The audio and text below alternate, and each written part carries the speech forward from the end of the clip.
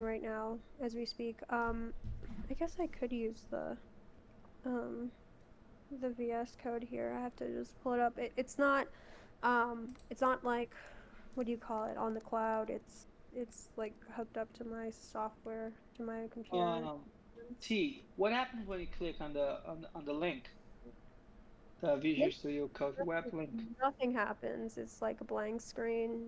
I don't know, but I Nothing pull it. I happens. Yeah, like seriously, nothing happens. Huh. That's weird. It's very weird. Have you followed? Because Jim posted, I think 3 videos on how to set up for these lessons. It's on YouTube. So have you watched those videos? Oh, I didn't know there was a YouTube. There's But a channel. yeah, I didn't know. Do you mind copying that? How to set up live share and all that. Do you mind copy pasting that YouTube link to the chat, and then I could just do that right after. Sure, I can do it right now. Okay, cool. Just, Yeah. just a moment. Okay. Oh, let me see if I can find the video itself. Uh, yeah, I just found the playlist. The software, yeah, how to set up pair programming uh, for, yeah, the software development event setup. Okay, that's probably the one. I don't know if it's outdated or not. Jim will let me know. Yeah, you should be good with that one. Yeah, this is the one. O1 Software Network. Like and subscribe.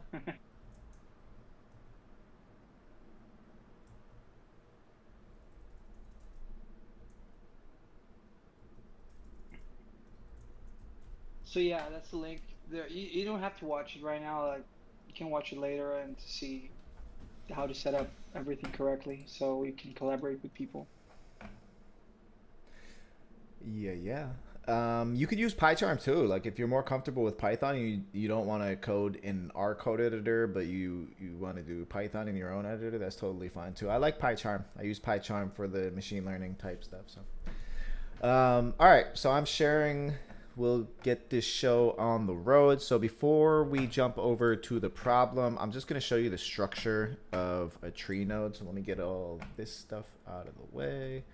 And so this is the, let me share my link as well.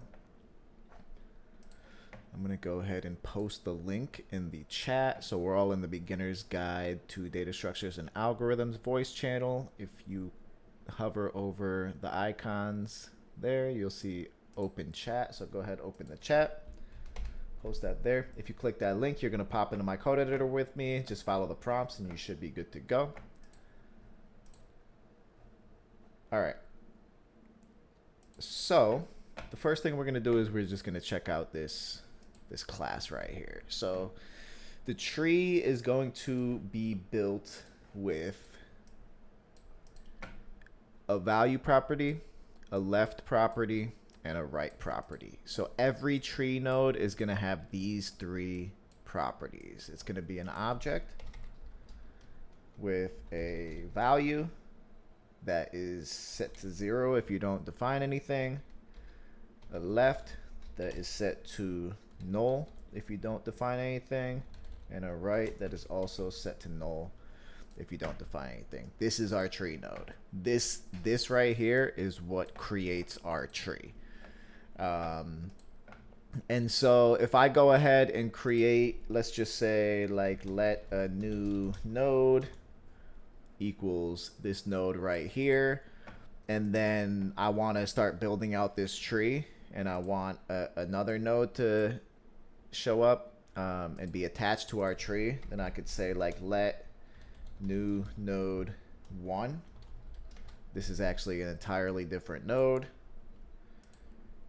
This is new node. This is new node 1. Actually, we could call this new node 1. This one new node 2. So these are 2 separate nodes. They're disconnected right now. They're just entirely separate. But if I want to connect them and actually start forming a tree, then I could say let left equal new node 2. So that would work. And then let's just say I want to create one more, new node 3. I could go ahead and set new node 3. So now in this instance, we would have we'd have one root node. Our root node would be new node 1. Our left property would be pointing to new node 2, and our right property would be pointing to new node 3. So it's very similar to the linked lists, except with the linked list, you just had a next property, and our next property pointed to the next node. With trees, at least with this specific tree, a binary search tree, you're going to have a left property and you're going to have a right property. Sometimes you have a left property and that's a node, and you have a right property that's null. In that case, you would just have, you know, one pointing to a node with its left property. So like I said, we're going to be passing in value left or right. If value is undefined, it's just automatically going to be set to 0. Otherwise, it's going to take the value that we give it. Left, if it's undefined, if we don't declare it specifically, it's going to be null. Otherwise, it's going to be left. So it's either going to be null or it's going to be a node. And then right, if it's undefined, we don't declare it, it's going to be automatically set to null. Otherwise, we did declare it, and it's going to be a node. So that's just the structure of it. I have a question about that. Yep. So I remember with the linked list, you would give a default value for the val variable as 0. Why are you doing a ternary here? Like, aren't you going to kind of like override the value if you have the val as something? No, like if you have a value for val, isn't it going to override the default value anyway? Why have this condition there? So I could easily just say value equals 0, left equals null, right equals null, and then set this dot value equals value, this dot left equals left, this dot So I could do that. Sounds cleaner, I think, right? That works. It's just at the end of the day, man, it's all preference. So like as you dig into code bases, you're gonna see things done in like tons of different ways. This is just a different way to do it. Okay, sure.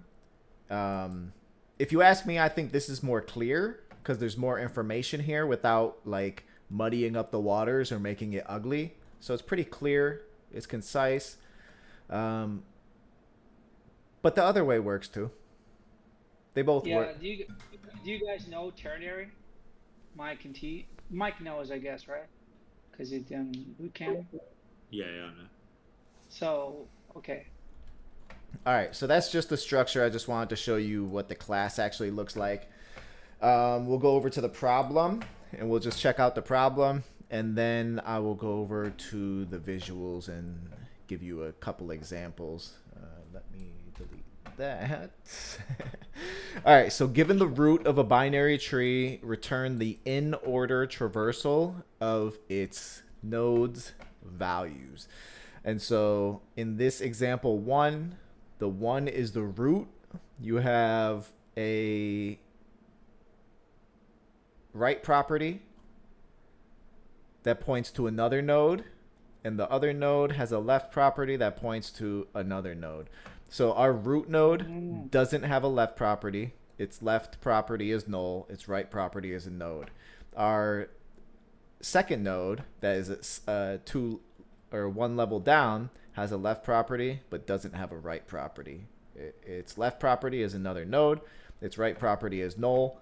And then our node that's 2 levels down has a left property that is null and a right property that is also null. And so basically what we want to do is we want to do an in-order traversal. An in-order traversal is where you're going to traverse the whole left side of the tree first. You're going to go all the way to the bottom as far as you could possibly go to the left. And then based on once you keep going left, you're going to eventually hit null. Once you hit null, then you're going to start adding values. And so basically the way we want to do this is with this first example, we traverse left. We hit null because the root node's left property is null. So we automatically return to our root node. Since we're returning to our root node, after the left side traversal, when we're returning from a left side traversal, we take this value, we store it in our array. Then we traverse right. And when we traverse right, the first thing we do is traverse everything left of this right. So even though we just went right, we still want to traverse everything left of that. So we traverse left, we're at this one. We traverse left again, we're at null. So we're still going towards the bottom.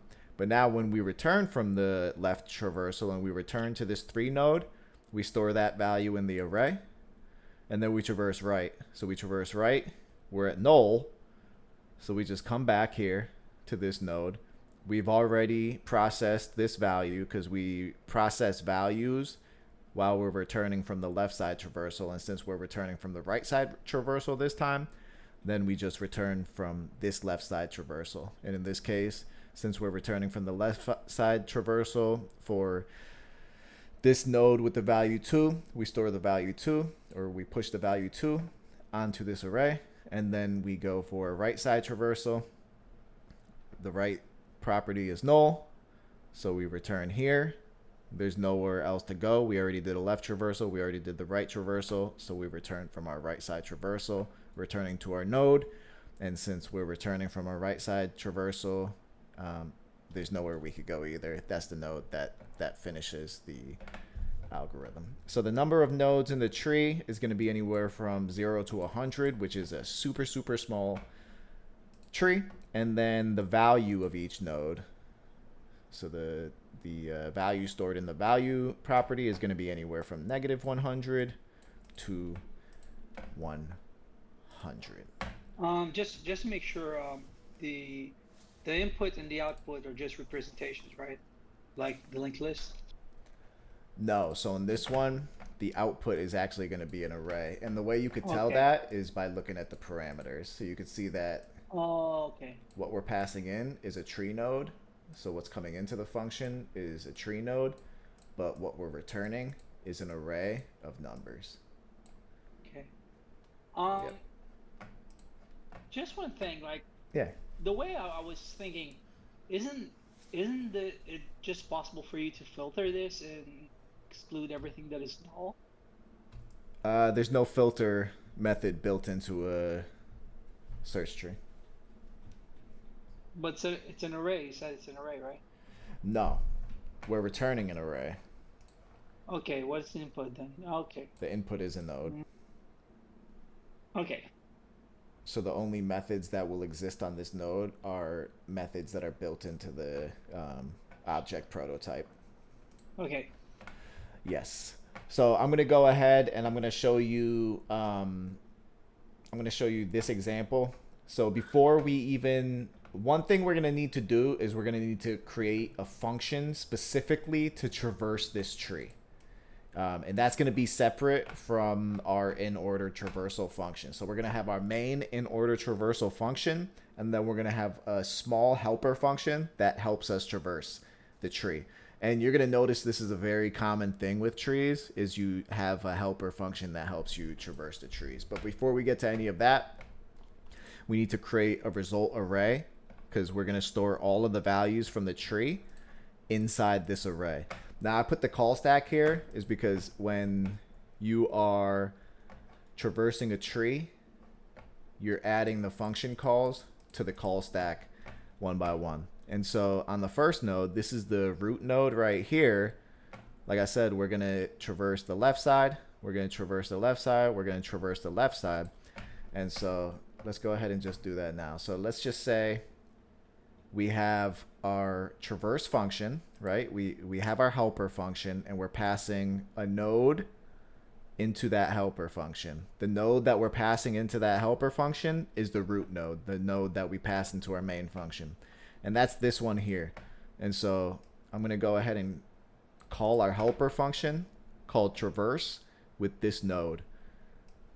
And so we have our helper function one level in. This is the first level. We're at the root of the tree.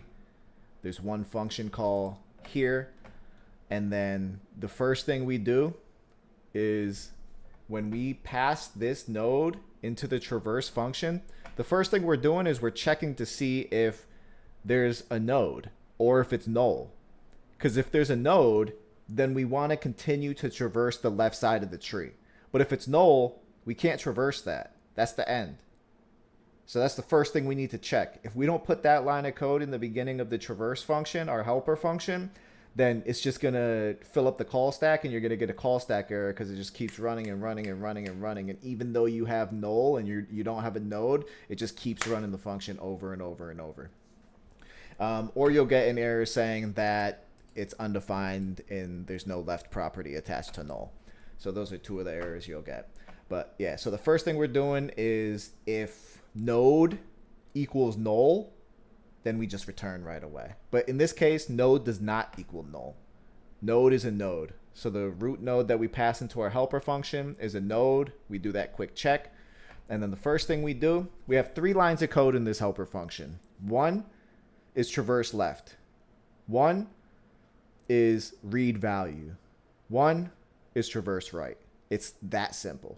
You have traverse left, read value, traverse right.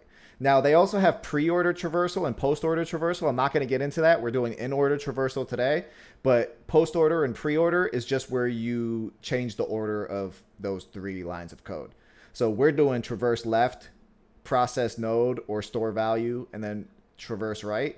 But if you do process value, traverse left, traverse right, that's going to change the order that you store the values in the result array. Or if you do traverse left, traverse right, and then process the value, it's also going to be a different order. So you have pre-order where you process first. You have post-order where you process last. We call it in order because we're doing the processing of the node in between the left and the right traversal. So we traverse left this way. Is this a visual? This is you're sharing like the visual of what we're talking about, right? This is a visual thing right now. Okay. Exactly. So we're still just on level 1. We're still in the first call. We just passed this node into the function. And now we check it is a node. It's not null. And so the first thing we do is we traverse left now.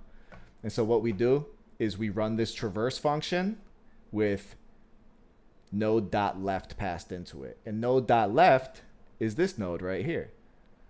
Because if we're pointing to the node and we're pointing to the left property of this node, that's actually this node. And so this is actually call 2. Now we've called this traverse function twice. We're 1 level down from the root of the node. And so same thing, we're checking. First thing we do when we enter this function is we check, is this node a node or is it null? This node is a node. And since it is a node, what we do before we process it is we traverse left. So in this case, we run traverse with node.left passed into it, which is actually this node. The 2's left property points to the 1 node. And so this is actually call 3. This is the 3rd time we called the traverse function, this time with this node passed into it. So now we're 3 function calls onto the stack. And same thing, first thing we always do when we execute this traverse function is check if this is a node or if this is null. Now, this is a node, so we continue to traverse left. So we run the traverse function with node.left passed into it. Node.left in this case is null, but we still execute the function. So now we're 4 calls in.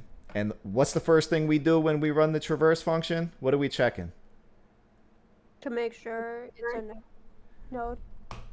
To make sure what? Oh, to make sure you can to make sure if there's a node connected. Exactly. In this case, is there a node connected on the 4th call? No.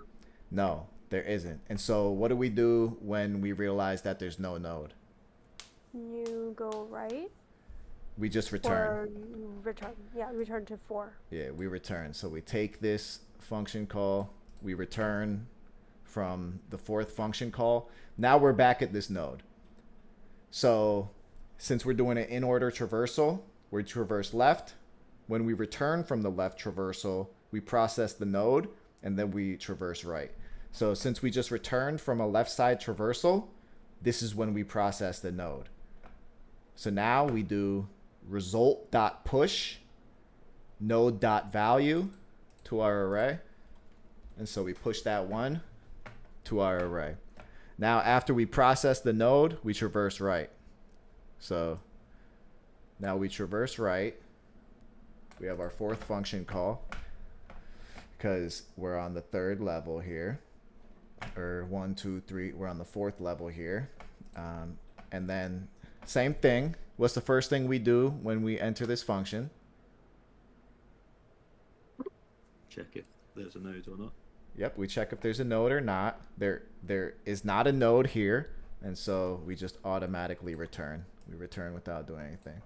Now we just return from the right. So like I said, there's 3 lines of code. Traverse left, process node, traverse right. So when we return from our right traversal, now what? Now we're at this node. We've already done everything. What do we do now? Do we then return to the one before that? Exactly. We're at the end of the traverse function, and so it's just automatically going to return.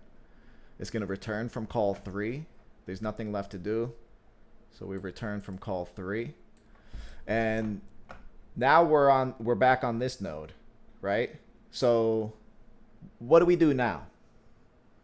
Are we just borrowing as we go by? What's up? Are we borrowing as we go by every step? We are processing our nodes upon arrival, upon return from the left traversal. Okay. So we just return to this node. Are we returning from a left or a right traversal? Left. Exactly. So what do we do now? You have to go right. Result.push the value in that one. Yes, exactly. So we push the value of this node to the result array. And then after we process the node, what do we do? Return to call 1. We what? You want to go right. Go right, exactly. So we traverse right. Push that function onto the call stack. We're down here. So first thing we do when we enter the traverse function, we just pass null into the traverse function. So we're checking what? Of any nodes, and there aren't any. If So we have yeah. to go back. Yeah, if the argument that we pass into the function is null or a node. The argument we pass into the function is null, so we just go back. Now, we just returned, we did a right side return from this traversal here. So we just returned from the right property. And so we're at the end of the traverse function. If you're at the end of a function, you don't even need a return statement. You just automatically return. And so we're going to put this call 2 back here. We just returned to this node. Now we return to our root node, right? So we're back up at the root. What do we do now? We just returned here. Do you push 4? Push 4. Yeah. Exactly. Result.push node.value. And then, so we have our 3 lines of code: traverse left, process node, traverse right. So what do we do now?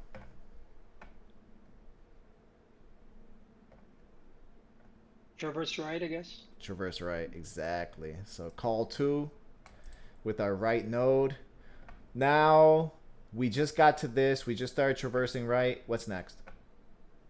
Daniel. Check if it's null or if there's a node there. Yep. First thing we do is we check if this is node, or if it's null. It is a node. So what do we do? Traverse left. Traverse left, exactly. So right here, traverse to node 5. Sorry, I was wondering, why don't you traverse right still, since you're still traversing on the right side? Is it just left as traverse left, or is it? Because I was thinking you would just keep going to the right until there was a node, and there is a node which is 8. I don't know. Yeah, good. The really good question. So basically, before we get to this node, so even with this node, the first thing we did was we traversed left. Traverse left, did the whole left side. So when we return from the traverse left, we're processing the node, then we're traversing right. But when we start traversing right, this is still a new traverse call. So we're still calling the traverse function for the first time with this node. And since we're calling the traverse function for the first time with this node as the node you're passing into it, it's still just 3 lines of code. First, you're checking to see if it's null or if it's a node. If it's a node, if it's null, then you just return. You're not doing any more traversal. You know that there's nothing left underneath this because this isn't even a node. There's nothing here. But if it is a node, which it is a node, it has the value 6 in it, then there's still just 3 lines of code, and it's still traverse left, process, traverse right. So regardless of whether you're traversing left or traversing right, if you're traversing to a node for the first time, you still have to do left, process, right. Got it. Yep. So we have call 2, we're here. Call 3, we're down here. All right, so we just got to this node for the first time. What's the first thing we're doing?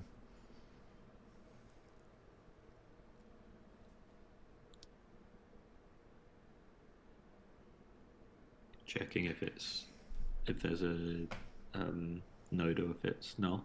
Exactly. And it is a node. So what do we do? Traverse left. Traverse left, exactly. So we call traverse function again. Passing null is the argument to this function. We are on level 4. It's null. First thing we're doing is we're checking if it's null. Since it is null, it's not a node. We just return. We're doing the same thing. We're returning from a left side traversal. And since we're returning from a left side traversal, this is where we process the node. And so we're going to go ahead and add 5. After we process the node, we traverse right. In this case, same thing. Call 4. It is null. That's the first thing we're doing when we enter the traverse function. So we just return automatically without doing anything. And then after we traverse right and we return from the right traversal, we're at the end of the traverse function. It's going to return automatically. And so you're just going to return from this node here. And so what are we doing now? We just return to the 6th node. We push that value into result. Exactly. Push the 6 into result. Traverse to the right. This is call 3 right here. And then, so what's the first thing we do when we get to this node here?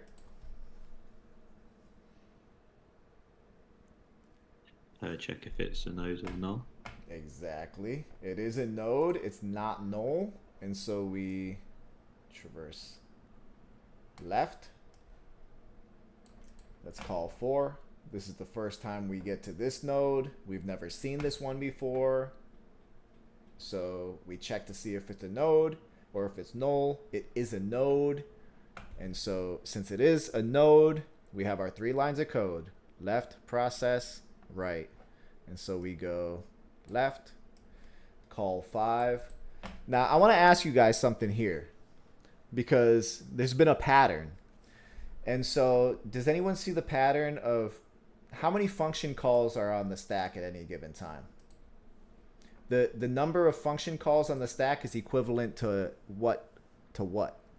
Is it like how deep on the tree? I don't know really the technical term for it, but it's like how many levels down you've gone. Exactly, the height of the binary tree.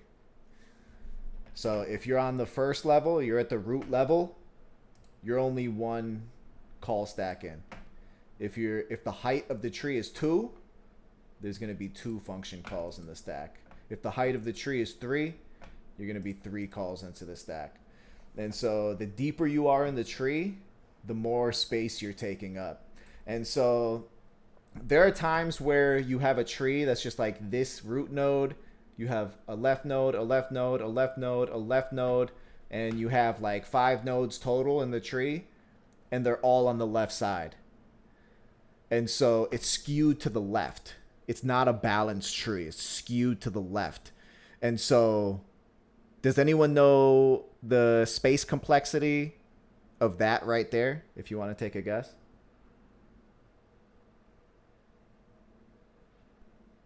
ON? ON. Perfect. Because you're taking up a place of memory for each node in the tree. Let me ask you another one. So let's say we have our root node. We have. What does ON mean? Go ahead. What does ON mean? O of n is just the complexity of the problem. So you have the 2 main metrics with data structure and algorithm problems is time complexity and space complexity. Let me think of a way I could explain this. So all right. If we have, like I said, we had 1, 2, 3, 4, 5, 6 nodes all on the left side. If we have 6 nodes on the left side, that means that the worst case scenario for space is O of n. And when I say O of n, that means that we're calling a function and taking up space for each node. So this first node, the root node, is calling a function and taking up a space in memory. This second node is calling a function and taking up space on the call stack. This third node is calling a function and taking up space on the call stack. And for every function that you call that's added to the call stack, you're taking up space.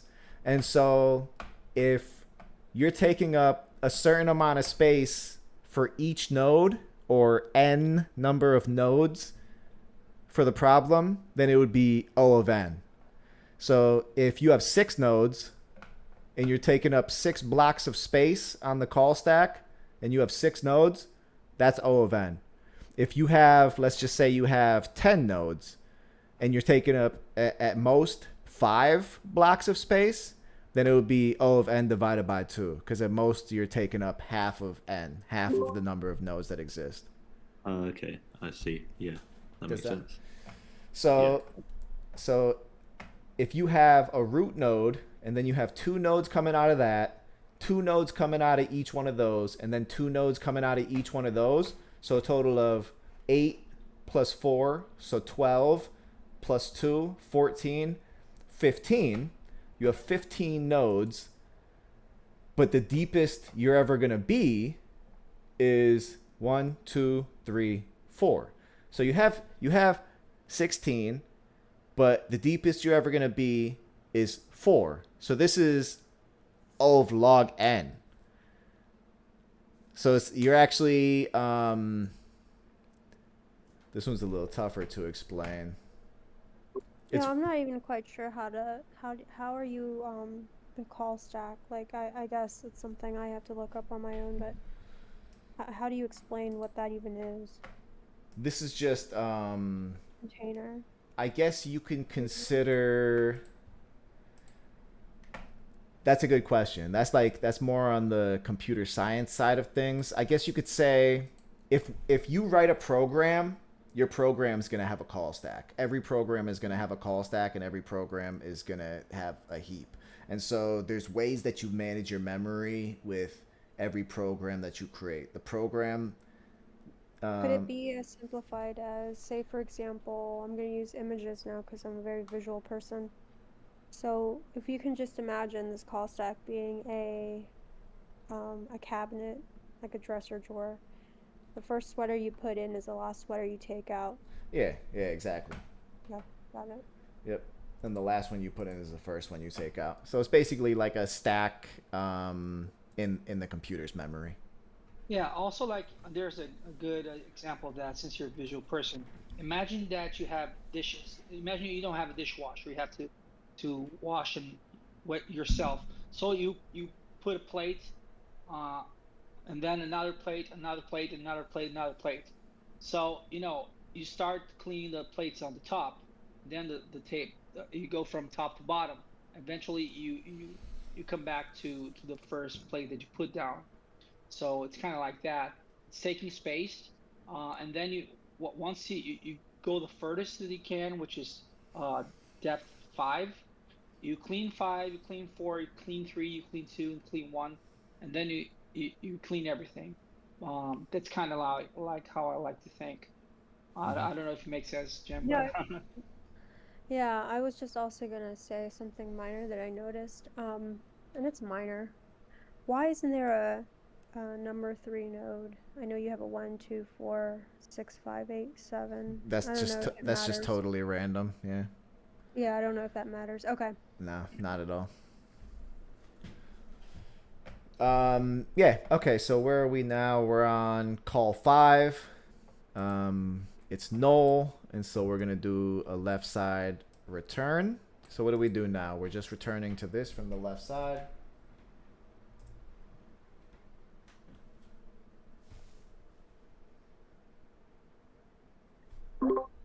Push it to result. Exactly. Exactly.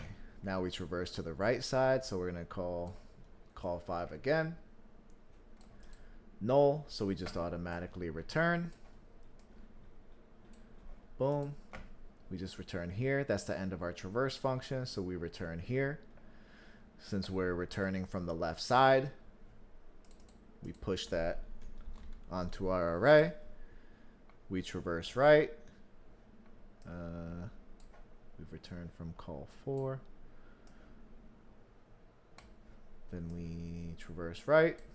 This is null. That's the first thing we're checking. If it's null or a node, it is null, so we just return automatically. Since this is a right side return, we are at the end of the traverse function, so we just return automatically from that. This is a right side return, so we just return from the traverse function. And this is a right side return, and so we return from the traverse function for the last time. We now have our result array, and we could just return our result array, and we should be good to go right there. So here's the code right here. This is the recursive solution. And I do want to go over the iterative solution too, because one thing that I think is important to point out between the recursive solution and the iterative solution is that regardless of whether you use the recursive solution, which recursion, it just makes so much more sense with trees. It's so much easier. It's so much simpler. It's more intuitive. The iterative solution is not intuitive. It doesn't always make sense. And one of the things with the recursive solution is you don't have to manage the stack. You don't have to, I guess you are adding stuff to the stack by calling the traverse function with node.left or node.right. But with the iterative solution, you actually have to create a stack. So you're creating a space in the memory to add nodes or add function. I guess we'll just say nodes because that's technically what you're doing. And then you're forced to control the stack a little bit more. Whereas with the recursive solution, the stack kind of manages itself. It's very intuitive. So It seems very organized. There's no way of getting lost in any sort of. It's like you're in a forest and you're trying to find. It's like in a maze. I suppose a maze is a better example-ish, where you're like every corner has a clue to the next step, and then you can always trace yourself back. exactly. So let me ask you guys this. We're gonna have two functions here. We have our in-order traversal. This is our main function. Inside our main function, we're gonna have our helper. We're going to have our helper function, but before we create our helper function, we need somewhere to store our values, and what are we returning from our main function? Like, what is the problem asking for? Where are we going to store our values, and what are we returning from the main function? Let's answer those questions first. The array, right? Yes, exactly. I think can I try this one? Yeah, go ahead. Unless someone wants to try it. Anyone wants to give it a shot first? I'm good. No, yeah, you go ahead. Okay. I could go ahead. I could go ahead and create other files if you guys want to give it a go too. I could create like a file 3 and 4 that you guys could hop into and give it a shot if you want, or you could just hang out here with Daniel and watch him give it a shot. I think I'll hang out and watch. Okay, cool. Okay, let me know when to start then. Do your thing. So, if I remember correctly, can you show me the problem again? The LeetCode problem, please? Yes, yes. So let's take a look. So given the root of a binary tree, return the Inorder traversal of its node's value. So okay. So basically, if the parameters is a tree node, which is that class, right? And then you got to return array of numbers. Yes. So it has to be recursively, right? Yes. Okay. Well, the problem actually asks for you to do it iteratively, but I wanted to start with the recursive solution because it's more intuitive and just simpler. Since we're gonna return an array, we might as well just initialize it here. And we might as well just, what are we returning from the main function? Result. Exactly. Yep. I guess. We need a helper function. So, let's see. Do you think I should use a function expression or just a normal function? What do you think is better? Does it matter at all? I think it's mostly preference at the end of the day. There's of the this keyword. Yeah. Well, you're not using the this keyword here, so it doesn't really make a difference. Okay, I'm gonna create a one with a, let's say, traversal, like traverse. I don't know. And this one is let's call node, something like that. Yep.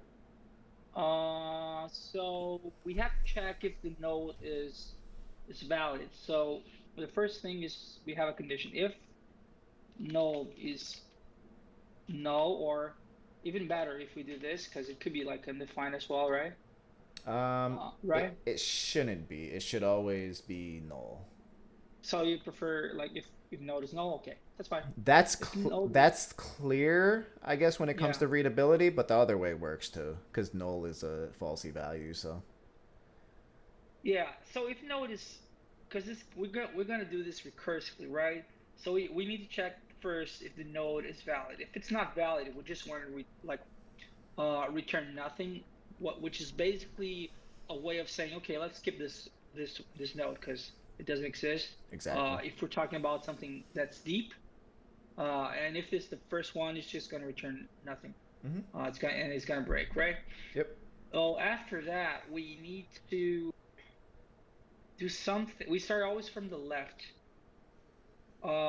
Since we're doing this recursively, I would assume, correct me if I'm wrong, that we need to do something with the left here, like node left. Yep. And after that,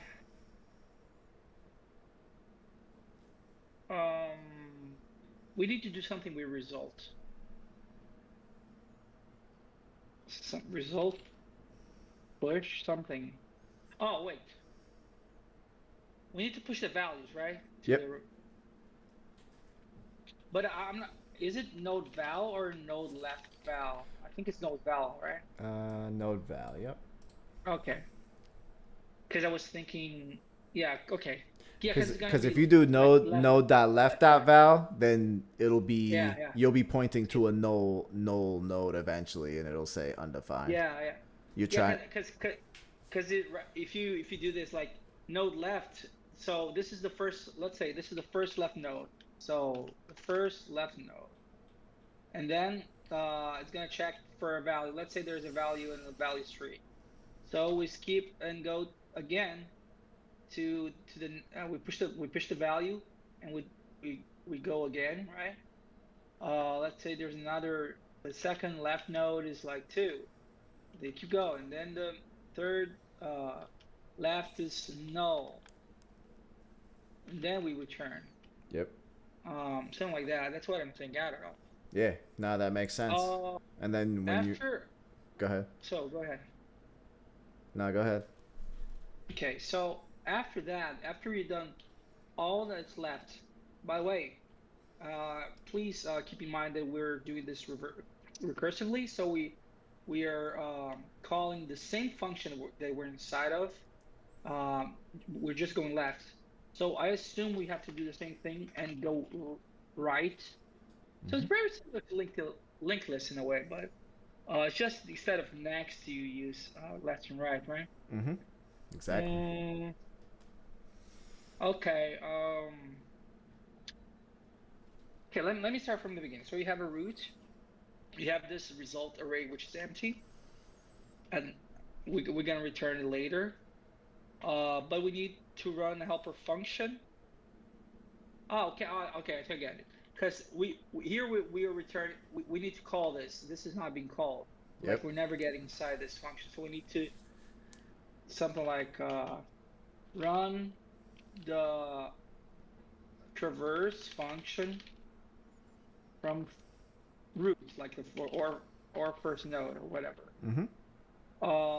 That would be like traverse root, something like that. Exactly. Yeah, that looks clean. So what's the next step now? That looks good. The next step is test this bad boy out. Let's see. I already created a root 1, so you can see I created a new tree node. The value is 4. The left node is a tree node. The right node is another tree node. So if you look at the left tree node, it has a value of 2, and then it has a left tree node, and its right is null. But of the left tree node, its value is 1, and then its left and right is null. But from the second layer down, if we look at the right side, we have a tree node. Its value is 6. It has a left and a right of tree nodes. Its left is a node with value 5. The 5 nodes, left and right, are both null. The 8 nodes, left is a tree node. Its right is null. The left tree node has a value of 7 with a left and a right property of null. So that's the one we're going to be testing this on. I'm calling it root 1. And then I have root 2 is just equal to null. And then root 3, same thing. We have a tree node with value 4. Its left property is null. Its right property is tree node. Oops. And then we have a left tree node and a right null. So let's test this out and see. Node 1 recursive 1 2 4 5 6 7 8 empty 4 6 8. Yes. Is that correct? Yeah, that's right. You're good to go. And the way I built the trees was binary search tree is typically they're sorted. So if you do an in order traversal, you're gonna get back a sorted array. That's nice. It's very similar in structure to the linked list, in my opinion. Like I said, the only difference is you're not like I guess linked lists are kind of easier because you're only dealing it's like linear in a way. It's one dimension, which is just the axis, and the binary tree search, it's like x and y, so that makes it a little bit more complicated, but not really, because just like left and right. So I don't know. I mean, I think it's similar. I don't know if you think it's similar at all. No, you're right. A binary search tree is a linked list with extra properties. You know, at the end of the day, that's why you want to start with arrays and linked lists and kind of like branch out from there, because arrays is a physical data structure that allows you to create a ton of other abstract data structures, and linked lists, same thing, is a physical data structure that allows you to create many abstract data structures, like all sorts of trees, graphs, and all that. So understanding the arrays and linked lists is very, very important. And I could tell already, dude, the fact that you're able to just code this up and have a good understanding, a large part of it is because you grasped the linked list very well last week. Yeah. And we spent like the whole week Thanks. on linked lists. It made a big difference. I could tell. That's awesome, man. I'm glad we did. Just one thing, like where do you use this, like in real applications? Because File I've heard a lot of systems. people saying file systems. Yeah, file system is a tree. Like, what you mean, like a Windows folder and stuff? Yeah, Windows, Linux, it all starts from the C drive and it branches out from there. Okay. The C Interesting. drive is the root node. Everything, and then you That's have very interesting. directories inside the C drive, and then those directories have directories, and yeah, you could scan the whole file system with the right program if you wanted to. How And about, this, sorry, go ahead. yeah, how about linked lists? Um, I think we talked a little bit about it. There's tons of applications for linked lists, but one of them is like a queue. Because queue. yeah, like a queue, like a song queue or something of that nature. If you wanted to pull off the first element, if you wanted to pull off the first element from an array, it's going to be an O of n operation every single time you pull one off from the front. But if you want to pull one off from the front of a queue, it's going to be an O of 1 operation, because you're not actually reorganizing the linked list when you remove something from the front. You're basically you have a pointer, a next pointer that's pointing to the second node, and you basically just take that first node and remove the pointer to the second node. Now the second node is the head, and the first node is being processed, or whatever you want to do with it. Another one I think that I hear a lot of people talk about now is just blockchain. Oh yeah, you're right. I think I mentioned blockchain Yeah. when we talked about linked list. Uh-huh. But he said it was like a doubly linked list, right? Um, Because it has the memory of the previous ones too. It doesn't just go for. previous hash pointing to the previous block. Yeah, true, yep. Yes, sir. Yeah. I have a quick And question. then the thing is, at the end of the day, though, like when you're actually solving unique problems, it's never going to be as cut and dry as just a linked list, or like Yeah. it's Like when you mean solving problems, what do you mean? Like, real world problems. You're going to have to really, the better you understand the real world problem, the better you're going to be able to create a data structure or an object to represent your real world problem, and create a solution that handles that problem, you know. like Uh, if you have your desktop computer, if you have like a bunch of documents just scattered everywhere, and you want to create an app, or you want to create something where is similar to a binary tree to organize your files together. Is that what you're saying? Something like that to solve that sort of issue, or To organize your files.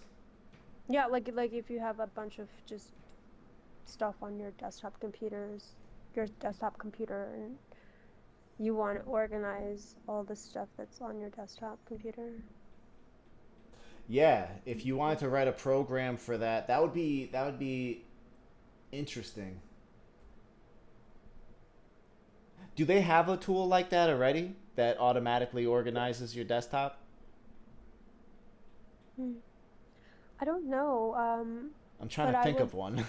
I watched this YouTuber talking about how one of his first things when he was learning programming was to organize his desktop, because he had a bunch of documents saved onto his desktop computer, and he created some sort of algorithm or program that allowed him to organize all the files saved onto the desktop. And this is like before he even knew how to program, meaning he had all these, you know how like when you I don't know about you, but anyway, like for example, when I was 10 years ago and I was learning about computers, I would just save stuff to my desktop computer. I didn't like Yeah. know anything about putting things in folders, so all the stuff was just on my desktop computer, and I needed to organize it in some sort of way, and it was just a disaster. Yeah, yeah, you Um, could write a program for that. I don't think you'd create a custom data structure for that because, like, if you're, let's just say you're using Node.js to do something like that, you could use the file system um, module. Like, there's modules pre-built into Node.js that get most stuff done. Very rarely would you have to create uh, something from scratch. to like organize your desktop computer. Uh huh. Yeah, yeah, you could do that with a couple built-in modules for sure. Okay. Yep.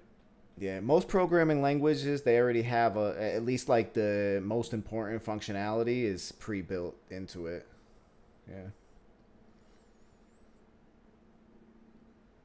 Not to say you'll never use or like use your own data structure to solve certain problems, but yeah, a lot of them are pre-built. I have a question. Sorry, I wanted to ask a question Do your about thing. something. What's up? Um, so what Daniel made, that was his way of, um, I guess, like understanding the assignment of how a binary trees work. Is that what I understand? Because like, is there like another way to write this as well, or is it just a couple of ways and then that's it, or is there like thousands of ways to write it, or is it just like only 100? No, I think there's like probably like known ways, probably like 7 or 8, but you wouldn't use 6 of them. You know what I'm saying? Like it just wouldn't make sense. You're like overcomplicating such a simple problem.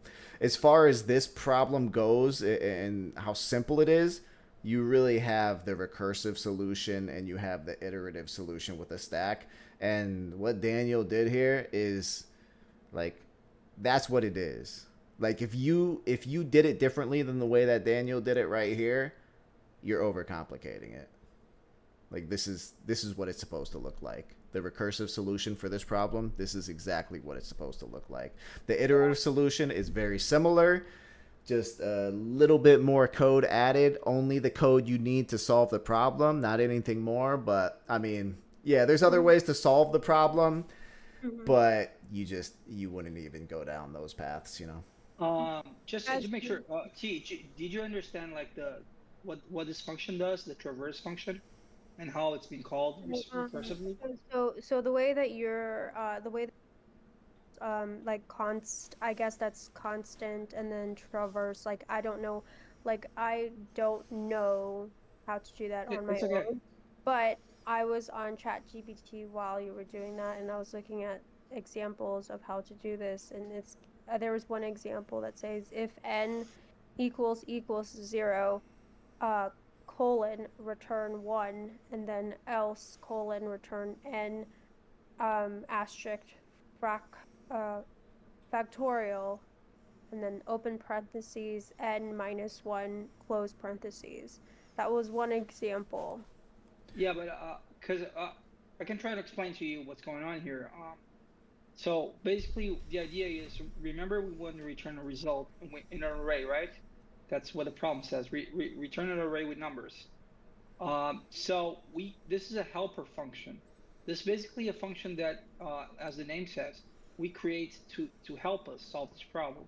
And you notice that this function is here, but it's not being called. We have to actually call it here. So we call it here and we pass the root. That's where it all starts, right? That very node from the top that branches to the left and the right. So we call it here.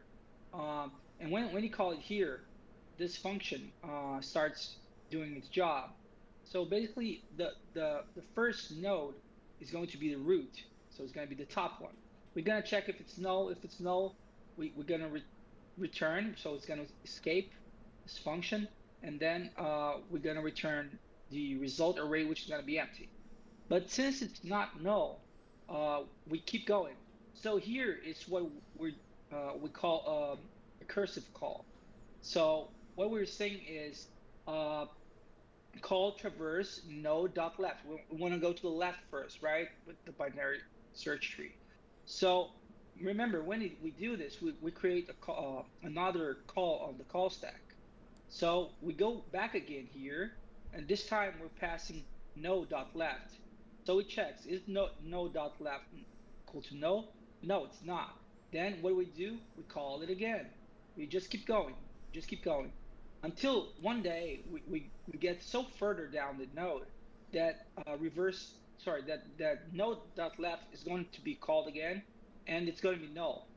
So when it's null, we return, and then we start emptying the stack, and we just keep going, and we start pushing all the values from the nodes on the left, right, from the tree.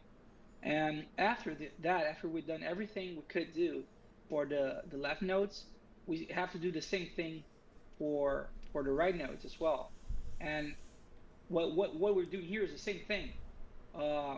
We're traversing to the right. So this is being called this line here, this function. We're node.right. We're traversing the left, but we're on the right branch of the root, but we're checking the left, and then we checking the left until we find something that is null, right? And then after that we start emptying the stack, we push the results, and then we start doing the traversal with the right. I think it's kind of like that, right? I'm not sure if I explained it correctly, Jim. Maybe I over complicated it. No, that sounded spot on. Okay, and so after like everything is done, we went to the left branch, and there's no values anymore. Everything is null. We went really deep, and then we went to the right branch, and we went really to the bottom again, and everything is null. Then we're gonna return. We have already ran these two functions on line 23 and 24, which are recursive, and then we break out of this. And we return the result, which has all the values that we stored on this line. Mm-hmm. It's kind of hard to visualize. This function right here, this function right here is the blueprint for what the function is supposed to do. Right. But this right here is what actually executes it. So if I comment out this line of code right here, the traverse root, and I go ahead and run it again, we're just going to get 3 empty arrays because we never executed it. We just have the definition. So we actually have to execute it, passing in the root node, and then you start traversing it and exploring the tree, basically. Mm-hmm. And same. Go ahead. No, go ahead. No, you go ahead. I wasn't going to say anything. Go ahead. Okay, but so the number 1, 2, 4. Can you go to the results? Like what it turned out? Okay, yeah. 1, 2, 4, 5, 6, 7. Well, where did that come from? I mean, you didn't put any numbers there. You just put nodes. Yeah. So okay. All right. So if you look at, let's just look at the first example, the 1, 2, 4, 5. So this is our tree. And so the root node is this node right here. So the value is 4. So if we traverse this node right here, we have our tree node. Its value is 4, and then it has, this is its left node, and this is its right node. So we're going to traverse the left node first, right? So we're going to traverse this node first. This is a brand new node with its own value, its own left, and its own right. And we're going to continue to traverse the left because the first thing we do in the traverse is we traverse the left. So we traverse the left. We're at the node with value 1. And still, the first thing we do when we traverse is node.left. And node.left now is null. So we just return from this null and we're back at this node right here. And since this node's value is 1, we push this 1 to the array. And then we return from this node right here, and we're returning back to this 2 node. And since we return back to this 2 node from the left side, we push this 2 to the array. And then we explore the right side. The right side is null, and so we just automatically return to the 2 node. And then we return from this 2 node to the root node, which is 4. This is the left node of the 4 node. This is the right node of the 4 node. So you can see the left node contained less paths than the right node. The right node contained this, so a 6 node, and it also contained a left node of 5 and a right node of 8. And so we returned from that 2 node, we returned to our root node of 4, we push that 4 to the array, and then we traverse the right. So since when we first entered the traverse function, we entered this 4 node, and then we continued to traverse to the left, we got to this 2 node, continued to traverse to the left, we got to this 1 node, continued to traverse to the left, we got to null, so we went back to this 1 node, pushed it to the array, traversed to the right. It's null, went back to the 1. Since we're coming back from the right, we've already processed the node when we came back from the left, so we just come back to the 2 node. Since we're coming back to the 2 node from the left side, now we push that 2 to the array, and then we traverse to the right, which is null. So we just return to the 2. Since we're returning from the right side, we return to the 4. Since we're returning to the 4 from the left side, the 2, we push this 4. Now we've already traversed the whole left side of 4. So now we have to traverse the right side. So we traverse to the 6, which this is the first time we got to the 6. So we still traverse the left side of 6 before we process this node. So we go to the 5 node. This is the first time we got here. So we traverse to the left. We go to null. This is null. So we return to the 5 from the left side. We push this 5 to the array. And then we traverse back to the 6 node from the 5 node. Since we just returned from the left, we push this 6. But we haven't explored the right side of 6 yet. And so we traverse the right side of 6, which is 8. This is brand new. This is a new call to the traverse function. So we traverse to the left, which is 7. Brand new traversal function. Traverse to the left. It's null. Return to the 7 from the left side. Push that to the array. Traverse right. Null. Return to the 7 from the right. Since we're returning from the right, we don't do anything. We just return from the function. So we return to the 8 from the left side. Since we're returning from the left side, we push the 8. And then we still have to traverse to the right. So we traverse to the right side of 8. It's null. We return. We're returning from the right side to 8. We've already went left and right with 8. So now we just return to the 6. The 5 is the left side of 6. The 8 is the right side of 6. So since we're returning to the 6 from the right side, then we just return from the 6. And since we're returning from the 6 to the 4, the 6 is the right side. The 2 was the left side of 4. The 6 is the right side of 4. Since we're returning to the 4 from the right side, then we've already processed and added the 4. We just return from the root node, and that's literally everything that happens step by step. Yeah, but you wrote that. Like this part, the let root 1 equals new tree node, and then all that stuff down there. You already did that. Like, so it wasn't like you already did that. Like what? Like well, this is the tree definition. So the same way we have our function definition, we have our tree definition. So when we pass a root into here, like I could pass root 1 into there, and then it's going to process this tree. But I could pass root 2 into there too, which is just an empty tree, and it's going to process that one. Or I could pass root 3 into there. And in that case, the same function is a generalized function that's going to process any tree you pass into it. So I could pass in root 1, root 3. Regardless, the traverse function is going to process the tree, and return it in order, basically. Yeah, also like all these root one, root two, root threes, they're objects that were created from the tree node class, they're instances. Yeah. If you check on the top, there's gonna be a tree node class, right, Jim? On the top of the file, there should be a tree node class right there. Right. That's where you're creating all this stuff from. So basically, he says new tree node, then he passes a value, a left, and right. So a left could either be another node. That's why he could pass like new tree node, or it could be null. So if you don't pass anything, it's null. Mm-hmm. Yeah, so each node is going to have the value, the left and the right. So if you go down, let's go down to this one because this one will be easier to see. Yeah.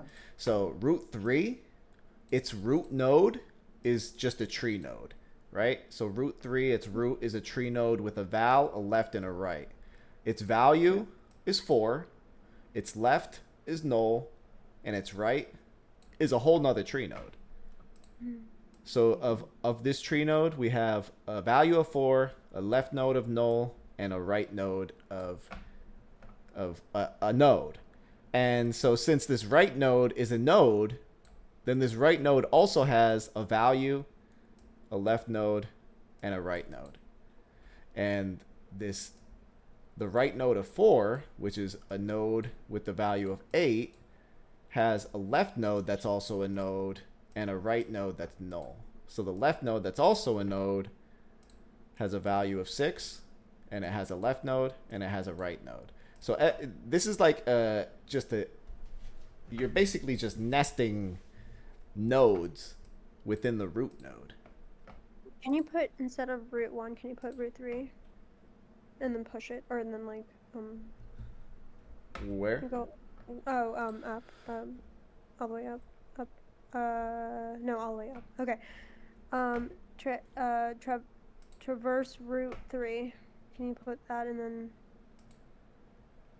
Well, What in are you gonna this case, right here, Yeah. I don't think this function has access to root 3. Let's see. Yeah. Okay. So you could pass in root 3 every single time. Yeah. Yeah, it does have access to it, I guess. Can you put 2? I'm so curious. Because it's a function, right? Yeah. If it was a function expression, it would have a problem. Yeah, and we could do root 1 too. So in this case, the traverse function is gonna run root 1 every single time. So every time we run this, it doesn't matter. It's just gonna run. But the reason why we generalize this and we pass just a generic root in and we pass a generic root in here is so that every time we call the function, we could pass in, it doesn't matter what tree we pass in, we could pass in a different tree every single time. And it's going to give us a different result for every tree that we pass in. So this is the result of root 1's tree, this is the result of root 2's, and this is the result of root 3's tree. Yeah, also, I just thought of another example of how to describe the binary tree. So imagine you're in a room, right? And you have a door to your left and a door to your right. So maybe the door to your right is locked, so that's null. The door to your left, you enter a room. There's a new room, which is a node, and there are 2 doors as well. So let's say the door to the left is locked, so it's null. But the door to the right is okay, you can open it. And then you go to another room, which is another node. It's kind of like that, right? Yeah. You just keep checking out. But the difference is in the way we did it, we're always going to the left first. But it's kind of like that. Yeah, I get it. Yeah. I get it. Yeah, so a pre-order traversal, I won't get too deep into it, it's almost 9:30, but it's just where you do the result first. So this would do your root node first, and this would do it so like once you travel to the node, it processes before it does any traversing. And then a post order is where you do it at the end. So you can see how the root node is the last one processed in this one. with the in order, the root node is in the middle. With So the basically, pre-order, the root node is first, and with the post order, the root node is always last. Wow, so that's Jim, cool, crazy, cool. Whoa. so if you want to solve something like, oh, invert this this binary tree, we do it like this, or it's not inverted actually. Invert this binary tree. Yeah, like when if you have a problem that says that, hey, I want you to get this binary tree and invert it. The way you did it, you're not really inverted, right? Because left to left and right to right, right? Yeah. So if you have a problem where you have to invert a binary tree, you have to switch right and left, right? I've never even heard of that problem, Okay. honestly. I don't know how you would invert it unless you had like multiple root nodes, which then it's not a tree.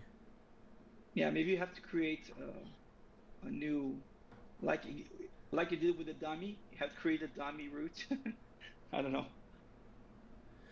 Yeah, because you think of like invert, and you would think that like the leaf nodes that are at the bottom are now at the top, and the root node is at the bottom. So I'm like, yeah, I don't really know what that means, but I'm sure there's a Okay. problem that's similar to that, definitely, and we'll get to those if you would like. Yeah, because when you changed the result.push line, it showed different results.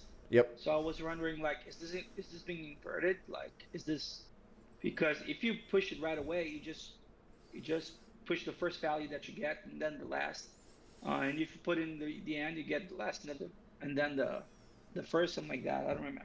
I wouldn't say it's So I wouldn't say it's inverting it. It's just processing the nodes in a different order. okay, And why is that important? Do you know? Is that important?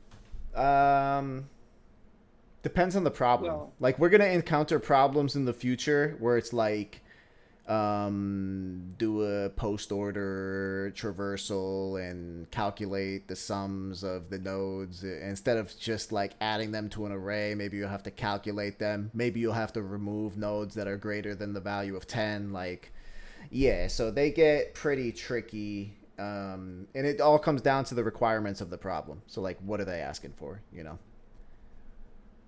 it's important if you want to get a job, maybe if they give you this. Yeah, the Yeah, binary it's trees are important. more important for like the bigger companies, like the Googles and the Facebooks and that sort of thing. But honestly, man, everything I'm hearing from a lot of these big companies is like, obviously, it's good to know data structures and algorithms because it just helps you think through any problem. There's times where it's just in my life where it has nothing to do with tech and it just has to do with like the way I'm living my life or scheduling something or whatever, and just understanding how to solve problems, data structure and algorithm problems, actually helped me in my life that had nothing to do with tech. So it's just good to understand like how to think through things step by step and look at the results and all that stuff. But at the end of the day, I think that these big tech companies and a lot of companies are moving away from just the traditional software engineering. You got tools like GitHub Copilot that are finishing code for you. I know people who work for Google who they have like, you think GitHub Copilot is good for AI like code completion tools. People tell me that there's tools way better that writes code way better, way more accurate, and it's like I hear that they're moving more towards. I see like for software engineers, I see two paths that are like solid that are seamless transitions. One of them is machine learning, the other one is virtual reality and augmented reality because they're both growing so fast and they both have minimum obstacles from uh, understanding software engineering or development on a fundamental level to like it's less of it's just a more seamless transition to one of those two fields because you already have the base knowledge required to transition to something like that. You have stuff like robotics or quantum computing and that sort of thing, but there's way more stepping stones to get there. So honestly, I think those two areas are really good to think about for software engineers. As far as like traditional software engineers, at least for the bigger companies, it's not looking pretty. There's still some smaller companies that are hiring for them, but I think it's really time to start specializing, if anything, you know. Yeah, and like the reason why I ask like what's the purpose for like the result dot push was because like that you just blew my mind. Like you shattered like a pattern that I thought like I was like, oh, I had it figured out, and now like you showed me something completely off the beat, and I'm like, whoa, like that made me think like there has to be a reason, like a purpose behind the result dot push being placed from like, where it was to where it went. I guess like you just said, it just depends on like what problems you're trying to solve. Exactly. Yeah, some of them are going to say do an in-order traversal and process the nodes like this. Another one's going to say do a post-order traversal, process the nodes like that. Like it all depends on the requirements of the problem. So it's nice to understand like process node first for a pre-order traversal, process node in the middle for an in-order, so inside traversal, and process the node last for a post-order traversal. So just understanding that is good. But I was planning on going over pre and post-order traversals with other problems in the next few weeks too. So we'll definitely get into that. Yeah, that's awesome, man. That was really interesting. You said I would hate you, because I I'm know, not I know. hating Nah, you. I know. I was just playing. I guess I surprised you a bit. Yeah. Nah, it's good. I know when we first started doing the link list, you were a little reluctant, but by the end of the week, you were like, yes. Yeah, I was kind of like intimidated because I've been so used to dealing with arrays and objects and strings and numbers, and I was like, oh God, where are we heading ourselves to? Like, I wasn't even sure if it was a beginner thing because I never seen a linked list in an interview. I've never seen a binary search tree, sorry, binary search tree, binary tree in an interview. So I was like, but yeah, it's interesting. So Mm. Yeah, it depends on the company you're interviewing for. Really. yeah, but I'm gonna be honest. I have no idea how to do it without recursion. Like it seems like impossible. Do you guys want to do the iterative approach tomorrow, or do you want to move to a different problem? It's up to you guys. We can move to a different one, I guess. Okay, cool. Yeah, that'll be good. We'll move to a different problem tomorrow, and then we'll revisit the iterative approach. Either we'll probably revisit that next week then, just to give it some time to sink in. That's So fair. Cool, cool. All right, well, it's pushing about 9:30 now, so we'll hop off. Does anyone have any questions before we sign out for the night? No, I'm good. I'll figure out what the deal is with my computer and why I can't get your VS Code to share on my computer.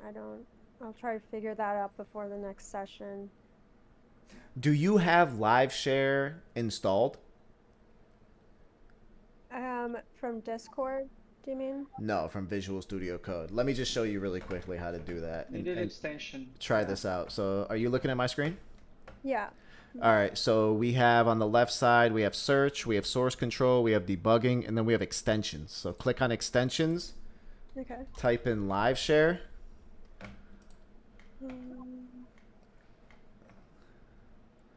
It's a Microsoft tool. Type in What's up? Oh, okay. Live share. Yep. Mhm. 14 million downloads. Click install. Oh, I see. Okay, installing. All right, and then you have the link still, right? Go ahead, try to click it now. We'll see if it works. Wait for it to install, obviously. Yeah, maybe she would like to share her screen for us to help debug the thing. Yeah, I I don't tried know. sharing my screen, but for some reason, uh, computer security crap was just not working. Yeah, I still can't see it on my. Wait. Yeah. Can you share your screen so we can take a look? God, I wish I could. But No, I here. mean on Discord. Okay, so share your screen. Yeah, there's a button Right here. with an arrow. Yeah. Yeah, it says Safari, right? Share. Screen share Safari. Okay. Click. Go live.